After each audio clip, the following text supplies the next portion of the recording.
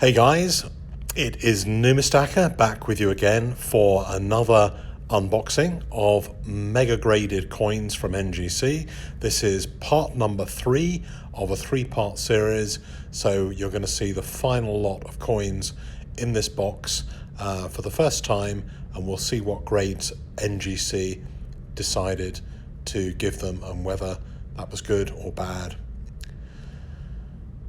Another one to start the box, this time from the CT collection, another 70, 2005 half sovereign, really nice condition, really popular coin at the moment. I'm getting lots of these in for grading. I probably had a few dozen. I suspect that most of the population of these coins at NGC is down to Numistaka. Another result, not a 70. And I don't know why this coin didn't get a 70. Straight from the mint, this really should have got a 70. Maybe it needed a little bit of conservation. I don't know. You can see a tiny bit of haze, I guess, right round the inner rim. And maybe that tiny bit of haze stopped it getting a pure 70 in the grading. It's always difficult to know whether to spend the money on these coins and have everything conserved or to have them graded. Really, modern coins shouldn't really need conservation, but it is probably also true to say that if you've got a proof coin and it has any tiny little speck on it that's visible with the naked eye, never mind a 5 times loop, if there's anything that you can see on those fields, it will not get a 70, it will get a 69. So if conservation can remove one of those tiny specks, you stand a much greater chance of getting a 70. Now, is it worth doing that? You know, the difference is about $11 in terms of the grading fee between conservation and grading for a modern coin.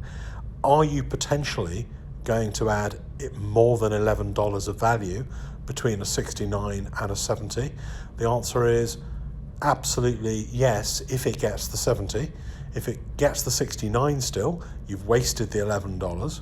But I've seen a lot of these coins go up 1 grade. Sometimes I submit coins in the modern grade and NGC send me an email saying provisional grading has been a 67 or a 68. Would you like to have it conserved? And it's slightly more if you say yes to have it conserved than if you chose conservation and grading in the first place. But usually the person who owns the coins will say, yeah, I'm happy to take the risk and get it conserved. Incidentally, you're seeing a pretty spectacular coin there. Roll it back, pay attention. India Sovereign 2017 in a 70, very unusual, very good grade. Anyway, what I was saying really about whether or not it is viable to have conservation for modern coins. I think that if you can see anything, a handling mark, a speck, dust, almost anything, you will then stand a good chance of a 1 or perhaps a 2 grade uplift through conservation. It's only, I would say, 70% of the time there is at least a 1 grade uplift through conservation. 30% of the time it conserves and comes back with the same grade as the provisional grade was.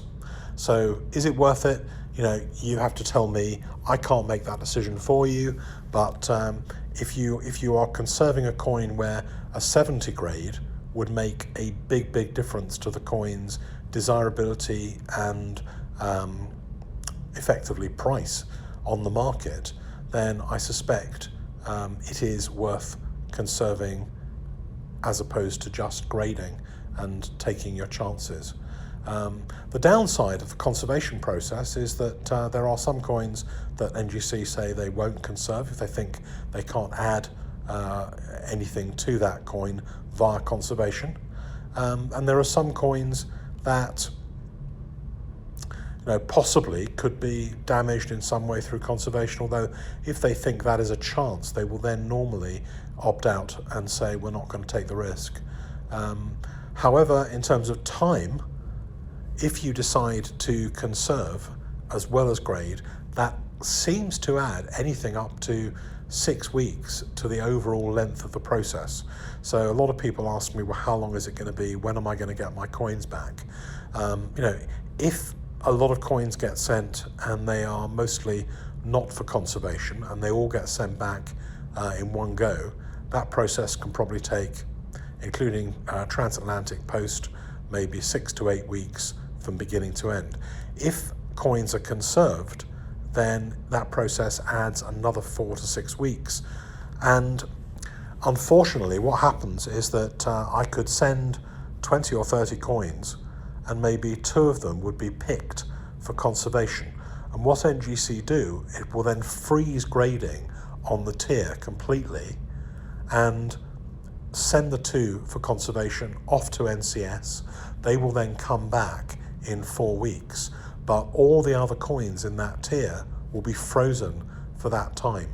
So unfortunately, if maybe you've submitted coins through me and they get picked up and not conserved, that can potentially add a few weeks to the process. But I still think that generally it's better to go through that process and let NGC mark anything out that might require conservation. They tend to be a little bit better than they were when I first started using NGC. I think they're much more conscientious in how they evaluate modern coins and whether they think coins should be referred to NCS.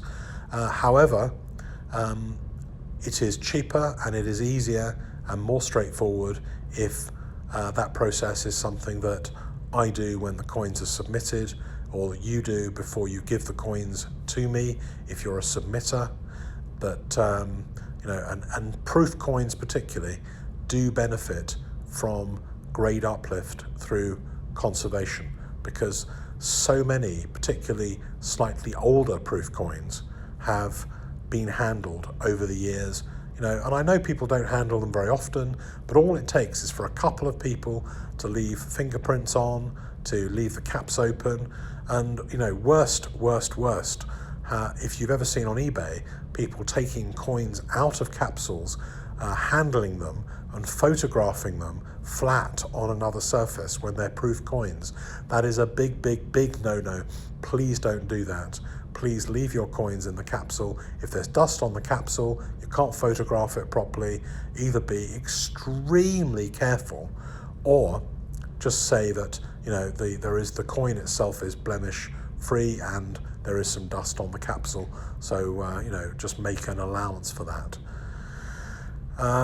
Look at this one. This coin was damaged. I mean, crazily damaged. Just really. I mean, I've never seen this.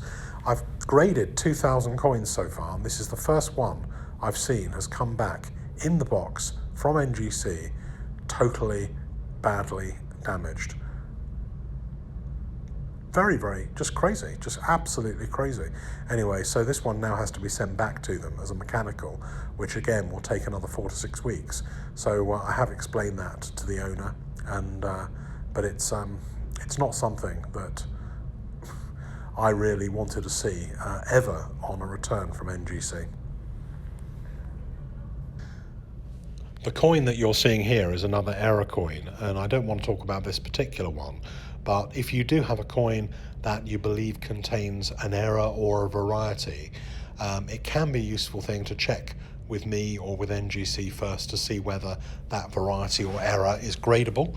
I came across one the other day, which was the Snowman, the new Snowman 50p, and I noticed that some of the caps on the Snowman are greyish, some of them are greenish.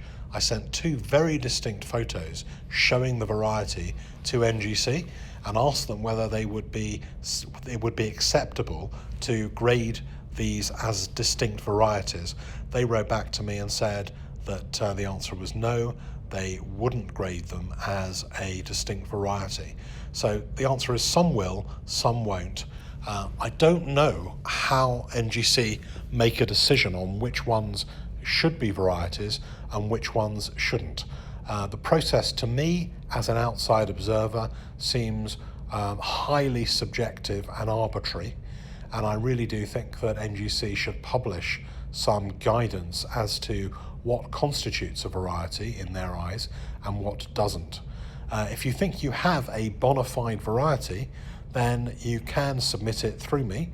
NGC charge $15 extra on the grading fee to review a variety, and may decide it's not a variety.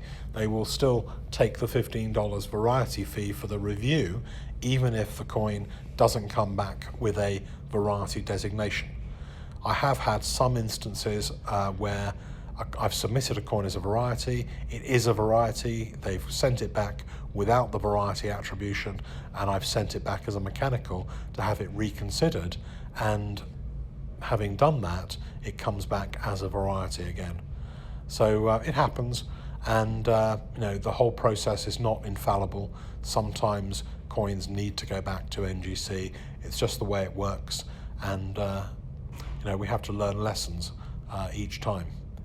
So hopefully you've enjoyed this mega results unboxing. If you haven't already seen box 1 and box 2, please go back, and I'll put a link to them after this, but please go back and watch them, because it's possible to learn so much about sending coins, particularly modern coins that I tend to send for grading. It's possible to learn so much about these things, to see the errors that other people make, learn from their errors, and do everything that little bit better, and hopefully to achieve better grading results while doing it.